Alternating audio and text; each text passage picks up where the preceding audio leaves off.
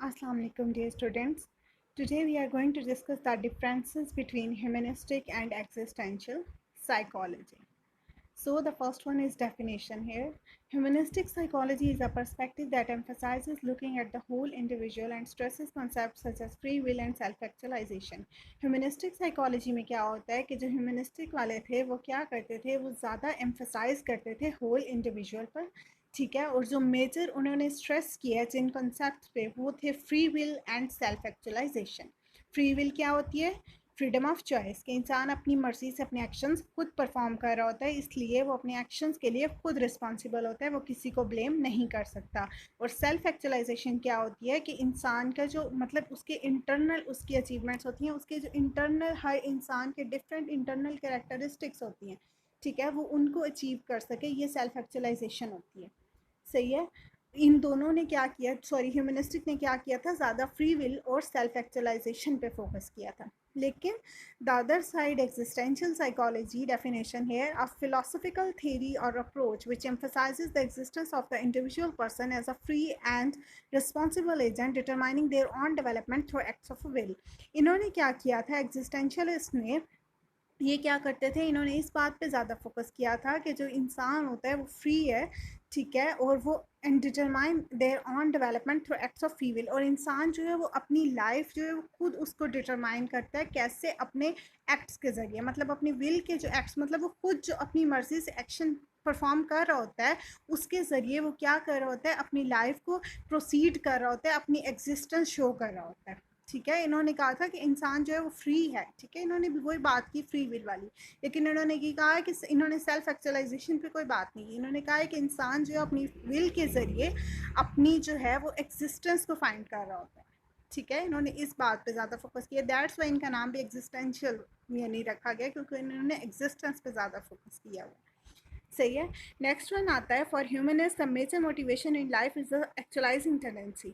इन्होंने ह्यूमनिस्ट वालों ने क्या कहा था कि इंसान की जो लाइफ की मेजर मोटिवेशन होती है वो क्या होती है कि वो अपनी सेल्फ एक्चुअलाइजेशन कर सके, ठीक है, जो उसके अंदर इनेट होती है, मतलब बाय बर्थ जो हमारे अंदर कैरेक्टरिस्टिक्स पर मतलब प्रेजेंट होती हैं, जिसके अंदर फॉर एग्जांपल आर्ट आ जाता है, किसी के अंदर आर्ट की होती है, किसी के अंदर कोई किसी और चीज़ की एबिलिटी होती है, तो वो उसको परफॉर्म करना चाह रहा था, और इन चीज़ों को परफॉर्म करके हमें एक इंटरनल सी सेटिस्फेक्शन मिलती है, ठीक है। तो इन्होंने ज़्यादा सेल्फ एक्चुअलाइजेशन पे बात की कि इंसान का जो मेजर मोटिवेशन होती है लाइफ की, वो ये होता है कि वो अपनी टेंडेंसीज को एक्चुअलाइज कर सके, सेल्फ एक्चुअलाइजेशन कर सके, and which continually drives a person through toward those activities and events conducive to self actualization। और वो उन्हीं चीज़ों की तरफ अट्रैक्ट हो रहा होता है, उन्हीं एक्टिविटीज़ की तरफ वो जा रहा होता है जो उसकी सेल्फ एक्चुअलाइजेशन कर सकें, ठीक है। वो मतलब उसका मेजर मोटिवेशन यही है कि वो अपनी सेल्फ एक्चुअलाइजेशन कर सके, ठीक है, अपनी इंटरनल डिज़ायर जो उसके अंदर बाय बर्थ प्रेजेंट है, इनेट है, उनको सेटिस्फाई कर सके। और जो एग्जिस्टेंशियलिस्ट थे वो ये कहते थे कि the major motive in life according to the existentialist is to create meaning by effectively making choices, without meaning life is worthless. इन्होंने कहा कि इंसान की ज़िंदगी का मेजर मोटिवेशन ये नहीं है कि वो अपनी सेल्फ एक्चुअलाइजेशन कर सके, बल्कि उसकी जो ज़िंदगी का मेजर मोटिवेशन होता है वो ये होता है कि वो अपनी लाइफ का मीनिंग सर्च कर सके, ठीक है, अपनी लाइफ का मीनिंग सर्च कर सके, अपनी चॉइसेस के ज़रिए अपनी लाइफ की एग्जिस्टेंस को प्रोसीड कर सके, ठीक है। मतलब मेजर मोटिवेशन लाइफ को क्या होता है, मीनिंग सर्च करना होता है। ये ज़्यादा एग्जिस्टेंशियलिस्ट वालों ने इस बात पे भी फोकस किया, ठीक है जी। नेक्स्ट हमारे पास आता है, जो ह्यूमनिस्ट थे वो क्या थे, वो ऑप्टिमिस्टिक थे, ठीक है, वो पॉजिटिव थे, ह्यूमंस को लेकर ज़्यादा पॉजिटिव थे। लेकिन जो एग्जिस्टेंशियलिस्ट वाले थे वो ह्यूमंस को लेकर थोड़े नेगेटिव थे, पेसिमिस्टिक थे, ठीक है। Humanistics, they are more optimistic about humans and their future. If societies could be made compatible with our nature, they say humans could live together in peace and harmony. Humanist वालों ने क्या कहा कि humans जो होते हैं वो humans जो होते हैं वो positive होते हैं, वो by birth उनकी जो nature है वो अच्छी है, ठीक है, वो बाय बर्थ पॉजिटिव होते हैं, वो शुरू से ही नहीं कि वो कोई इविल थॉट्स होती है उनके अंदर और वो मतलब गैंगस्टर्स होते हैं, ये सब कुछ वो पहले बहुत अच्छे होते हैं जब उनकी पैदाइश होती है। फिर क्या होता है कि अगर उन्हें उनकी जो नेचर है, उनकी हर इंसान की बस नेचर डिफरेंट होती है, अगर उसको उसकी नेचर के मुताबिक सोसाइटी मिल जाए कि जैसा वो खुद सोचता है उसके इर्द गिर्द के लोग भी वैसा ही करना चाह रहे हो, मतलब कोई उसके डिसीजंस के खिलाफ कुछ ना हो रहा हो, उसकी मेंटालिटी के खिलाफ कुछ ना हो रहा, ठीक है, उसकी सोसाइटी भी उसकी नेचर के मुताबिक हो, तो वो क्या करता है, वो एक सुकून से पीस वाली हार्मनी वाली लाइफ वो सारे मिलकर वो सोसाइटी गुजार सकती है। मतलब क्लैशेस तब आते हैं जब आप जो होते हो अपनी सोसाइटी से हट कर सोचते हो। ठीक है, जब पर्सन्स के थॉट्स डिफरेंट होते हैं तब क्लैशेस आते हैं, और अगर मतलब सेम सेम थॉट्स हों सबकी तो वैसे हर कोई पॉजिटिव होता है और वो एक अच्छी ज़िंदगी गुजार सकते हैं।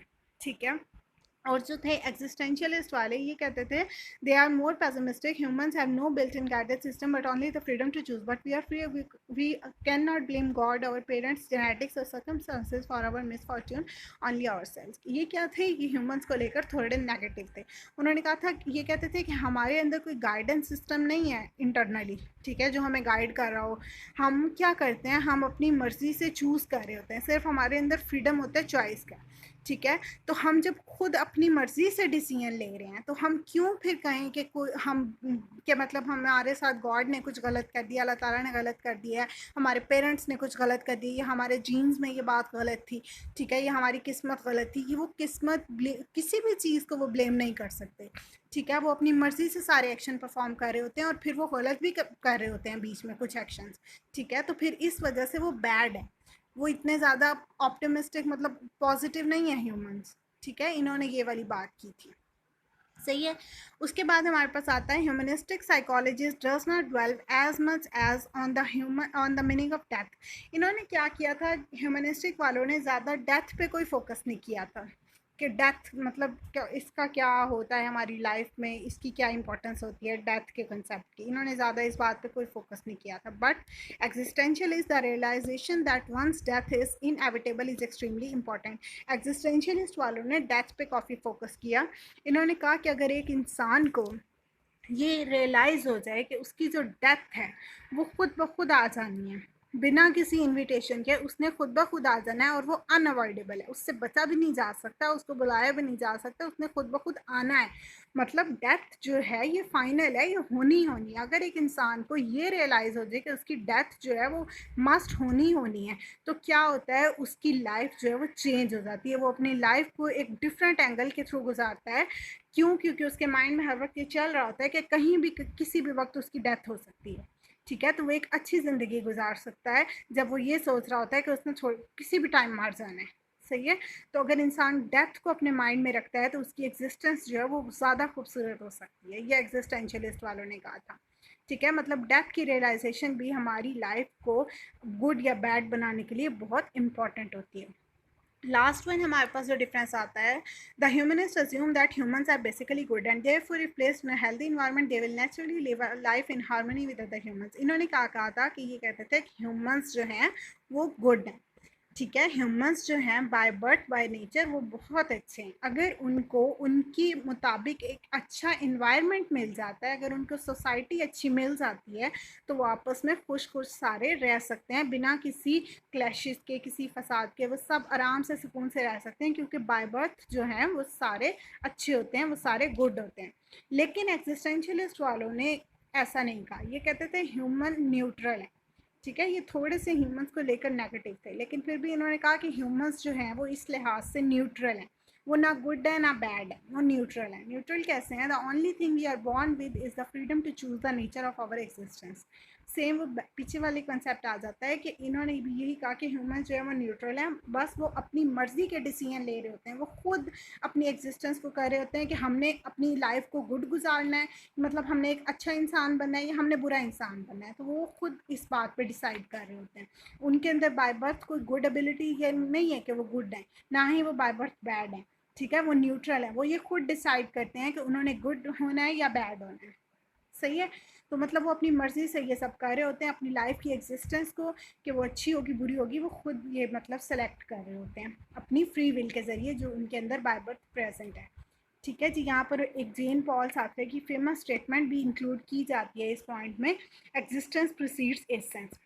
मतलब कि जैसे जैसे लाइफ गुजरती जाती है, इंसान की जो नेचर होती है, उसकी जो स्केंट होती है, वो खुशबू होती है, ठीक है, वो पैदा होती जाती है। मतलब कि वो अपनी लाइफ गुजारते गुजारते अपनी नेचर को खुद पैदा कर रहा होता है कि उसकी नेचर अच्छी बन रही है या बुरी बन रही है, वो खुद अपनी नेचर को पैदा कर रहा होता है।